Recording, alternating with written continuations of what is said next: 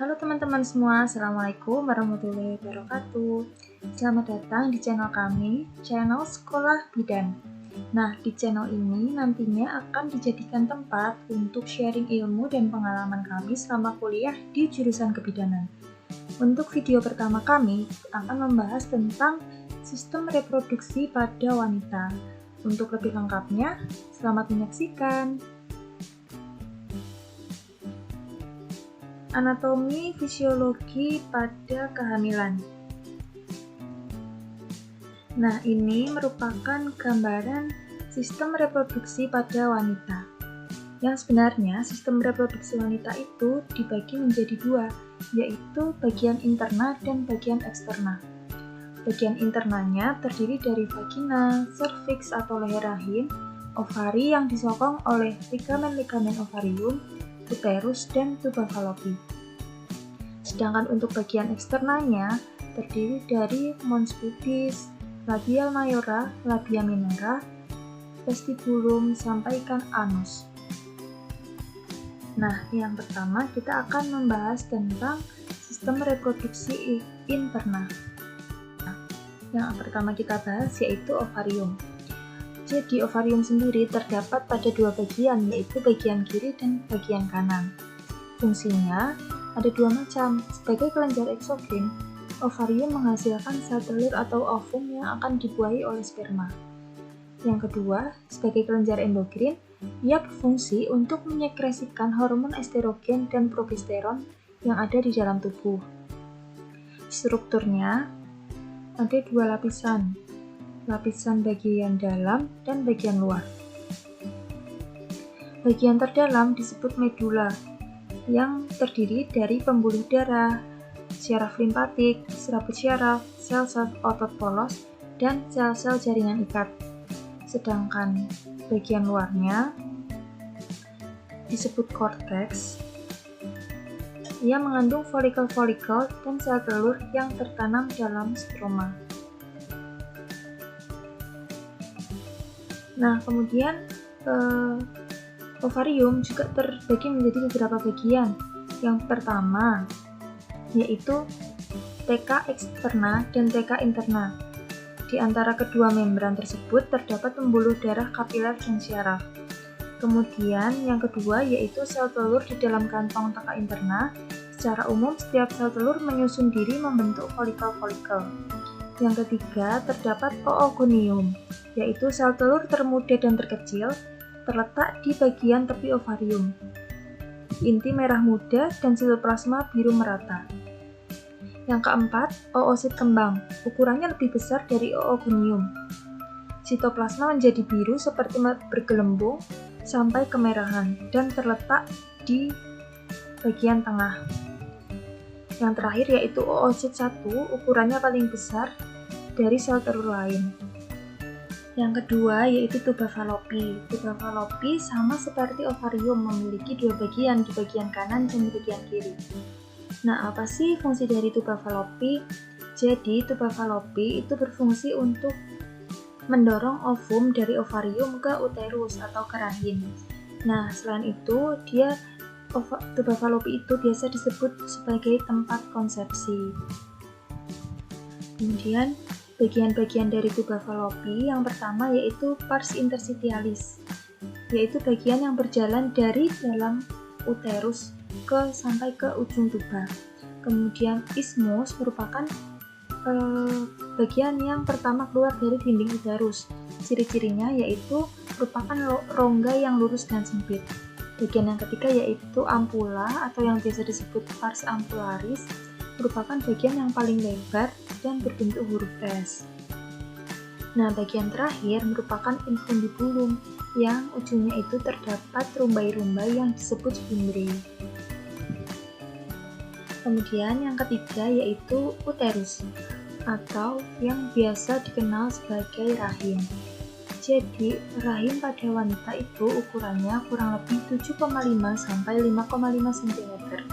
Bagiannya yang pertama yaitu bagian korpus atau bagian badan. Bagian korpus ini terdiri dari beberapa lapisan, yaitu lapisan perimetrium, myometrium, dan endometrium. Selain itu, bagian yang kedua ada serviks atau leher rahim, merupakan ujung dari rahim yang menghubungkan rahim dengan vagina. Nah, di bagian atas juga terdapat fundus uteri. Fundus uteri ini berfungsi untuk mengetahui usia kehamilan. Sedangkan fungsi lain dari uterus, yang pertama endometrium, merupakan bagian terdalam yang berfungsi untuk menyiapkan dan ikut bekerja untuk proses nidasi atau proses pelekatan janin ke uterus. Selanjutnya, myometrium berfungsi untuk menghisap spermatozoa yang diejakulasikan waktu koitus. Fungsi myometrium lainnya yaitu untuk melancarkan aliran sperma menuju infundibulum, meluruhkan embrio dan plasenta saat melahirkan atau keguguran. Next, selanjutnya yang keempat yaitu vagina. Nah, vagina ini merupakan bagian paling bawah dari organ interna yang biasanya disalahartikan oleh masyarakat awam. Jadi, sebenarnya vagina ini merupakan lorong yang menghubungkan uterus dengan vulva. Fungsinya yang pertama yaitu sebagai jalan lahir, yang kedua sebagai organ untuk kopulasi, dan yang ketiga yaitu lorong untuk keluarnya darah haid. Nah, di dinding vagina ini terdapat lapisan-lapisan atau lipatan-lipatan yang disebut rugae. Rugae sendiri berfungsi untuk menyebabkan vagina itu menjadi elastis, sehingga saat proses persalinan, vagina bisa menyesuaikan ukuran kepala bayi.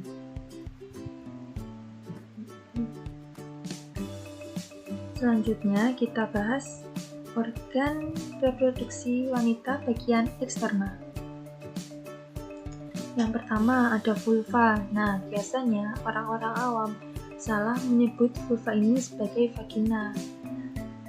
Padahal vulva merupakan organ yang melindungi organ-organ internal dan menangkal kotoran dan bakteri yang akan masuk. Selain itu, vulva sendiri menghasilkan sekret atau cairan yang akan membasahi vulva. Yang kedua yaitu vestibulum, merupakan rongga yang dikelilingi oleh labia minora dan dilindungi oleh himen. Kemudian ada mons pubis seperti yang sudah dijelaskan tadi. Mons pubis merupakan bantalan lemak yang biasanya ditumbuhi oleh rambut-rambut halus pada masa pubertas. Nah, di mons pubis ini mengandung kelenjar lemak yang akan memunculkan bau khas pada wanita. Selanjutnya, ada glandula vestibularis yang berfungsi untuk mengeluarkan mukus saat koitus. Kemudian ada himen, atau yang biasa disebut selaput darah, merupakan selaput tipis yang menutupi introitus vagina. Nah, himen ini dapat terkoyak dengan adanya insersi tampon maupun insersi jari. Setelah proses persalinan, biasanya himen sudah sobek dan hanya tersisa di ujung-ujungnya saja. Macam-macam himen itu ada banyak banget ya teman-teman. Jadi himen setiap wanita itu beda-beda, nggak harus sama. Ada yang bentuknya anular, ada yang bentuknya lunar atau seperti bulan sabit, ada yang terpisah menjadi 2 lubang, dan lain-lain. Nah, ini gambaran labia mayora, merupakan bagian bibir terluar yang menutupi organ interna, ada labia minora, dan ada klitoris. Klitoris ini merupakan bagian erektil wanita yang biasanya dianalogkan dengan penis pada laki-laki. Kemudian organ selanjutnya yaitu payudara. Jadi payudara pada wanita itu terbagi menjadi 3 bagian, yaitu corpus mamae, ada areola, dan papilla mamae. Corpus mamae merupakan bagian badan yang biasanya membesar saat proses kehamilan. Nah, di corpus mamae sendiri atau di bagian badan ini terdapat kelenjar susu, alveoli, jaringan lemak, ductus, dan lobulus. Di areola merupakan bagian yang mengalami hiperpigmentasi. Nah, selanjutnya ada papilla mamae atau biasa disebut oleh puting. Nah, puting pada setiap wanita itu juga memiliki bentuk yang beraneka ragam. Ada yang bentuknya normal, pendek, panjang, bahkan terbenam atau terbalik. Nah, papilla mamae ini harus dipersiapkan sedini mungkin saat mulai kehamilan. Sehingga apabila ada wanita yang memiliki bentuk pendek atau terbenam, dapat diberikan intervensi sehingga ketika bayinya lahir, ia dapat memberikan ASI secara eksklusif. Selesai. Nah, terima kasih teman-teman udah menyaksikan video pertama kami. Mohon maaf banget apabila masih banyak kekurangan. Insya Allah kedepannya akan semakin diperbaiki lagi di materi-materi kebidanan selanjutnya. Jangan lupa di subscribe ya. Jangan lupa di subscribe. Thank you. See you di video selanjutnya.